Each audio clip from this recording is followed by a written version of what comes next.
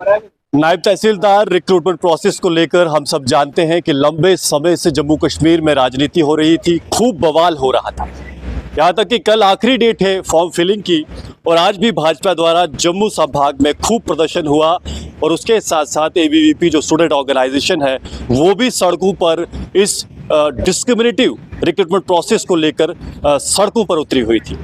इसी बीच इस समय देर शाम को कैट द्वारा एक ऑर्डर जो है वो सामने आया और इसमें सेंट्रल एडमिनिस्ट्रेटिव ट्रिब्यूनल ने इस उर्दू मैंडेटरी को स्टे लगा दिया है। बड़ा फैसला है और बड़ी राहत है उन सभी एस्पिरेंट्स के लिए जो हिंदी भाषी हैं, इंग्लिश में पढ़ते हैं या फिर और जो कश्मीरी भाषा के जानकारी रखते हैं या फिर जो डोगरी में बात करते हैं या उससे समझते हैं। सिर्फ उर्दू भाषा को जम्मू कश्मीर की सरकार द्वारा मैंडेटरी किया गया था और इसी को लेकर कई सारे ऐसे एस्पिरेंट्स थे जो सेंट्रल एडमिनिस्ट्रेटिव ट्रिब्यूनल पहुंचे थे और उन्होंने वहां इस रिक्रूटमेंट प्रोसेस को चुनौती दी थी।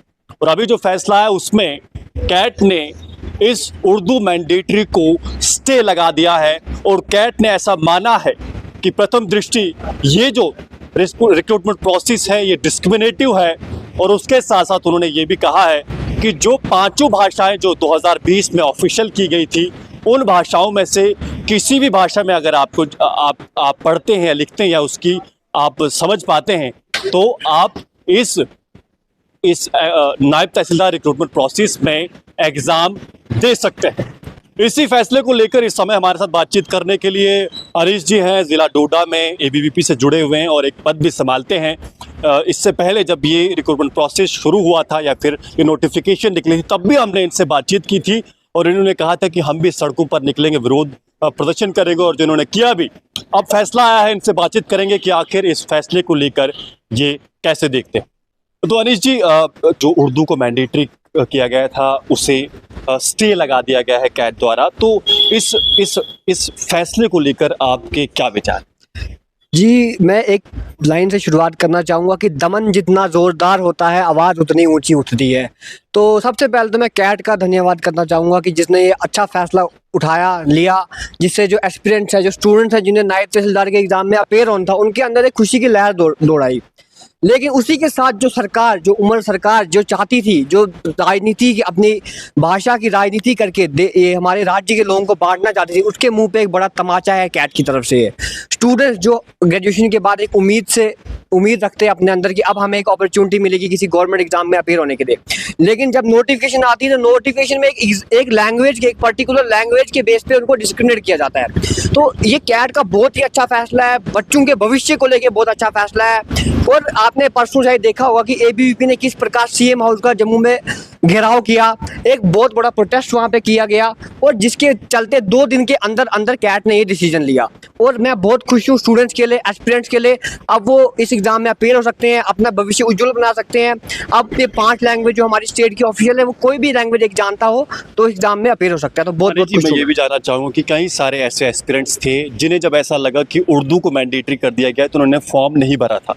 कल का एक दिन बचा हुआ है, उन लोगों के लिए वो फॉर्म भर सकते हैं आज, अभी से या कल तक। 15 तारीख लास्ट डेट थी। तो अब उन सभी एस्पिरेंट्स से आप क्या कहना चाहेंगे कि फॉर्म फिल करें या फिर क्या संदेश देना चाहेंगे सभी विद्यार्थियों को और साथ में उनको भी जो प्रोटेस्ट कर रहे थे और जो जीत हासिल की है आपने? जी, सबसे पहले तो मैं उन सभी विद्यार्थियों से यही कहना चाहूँगा कि अभी ये समय है उनके पास, वो फॉर्म भरें। और मे भी हो सकता है कि डेट आगे की जाए क्योंकि देर रात ये फैसला आया है, पर उनके लिए एक अवसर है। जो अवसर उनको लगा था कि शायद वो खो चुके हैं, पर ये अवसर उनके पास वापस आया है कि वो नायब तहसीलदार के एग्जाम में आ सके। और जो इंटेलिजेंट बच्चे हैं जिनने पढ़ाई की, चाहे लैंग्वेज के बेस पे, तो किसी को डिस्क्रिमिनेट करना नहीं चाहिए पहले तो, पर हुआ। पर मैंने वही कहा कि दमन जितना गहरा हो उज्जवल फिर भविष्य आना ही है। तो अब वो भर सकते हैं फॉर्म। और जैसे कि आपने जीत की बात की, तो स्टूडेंट्स की ये जीत है, एस्पिरेंट्स की जीत है जिनने प्रोटेस्ट किए, जिनने मेहनत की। और एबीवीपी की बहुत बड़ी जीत है कि 9 तारीख से जब ये फैसला आया तब से लेके आज तक और कंटिन्यू प्रोटेस्ट करते रहे, मीडिया में बाइट देते रहे, सरकार पे प्रेशर बना और शायद कैट की दृष्टि में भी ये चीज़ आई, तो तब जाके ये जो है फैसला आया गया। बहुत खुशी की बात है। चलिए जी, धन्यवाद। तो मैं आप जितने भी दर्शकगण हैं उनको बता दूं कि राजनीति जो थी आज आप देख रहे थे कि जम्मू संभाग में कुछ और ही चीज़ को चल रही थी। 13 जुलाई थी बीते कल और उसको लेकर भी जम्मू कश्मीर में खूब राजनीति हुई और आज दीवार फांद के उमर अब्दुल्ला जहां जिसे वे मार्टियर्स डे मानते हैं या फिर शहीदी स्थल मानते हैं वहां पर पहुंचे थे। फिलहाल इसके साथ साथ लोगों ने ये भी कहा कि जिस चीज़ को लेकर आपको ध्यान देना चाहिए था, उर्दू भाषा को लेकर जो मैंडेटरी किए गए थे उसको लेकर आपने बिल्कुल ध्यान नहीं दिया और उन मुद्दों को, उन गड़े मुद्दों को आप उखाड़ने लगे थे जो 100 साल पुराने हैं। साथ में मैं आपको इसके साथ ये भी जानकारी दे दूं कि याचिकाकर्ता जो थे उन्होंने साथ में कोर्ट में ये भी बात कही कि 1973 से लेकर 30 साल तक, आप सोचिए, जब से नायब तहसीलदार के पद का गठन किया गया था उर्दू को मैंडेटरी नहीं रखा गया था।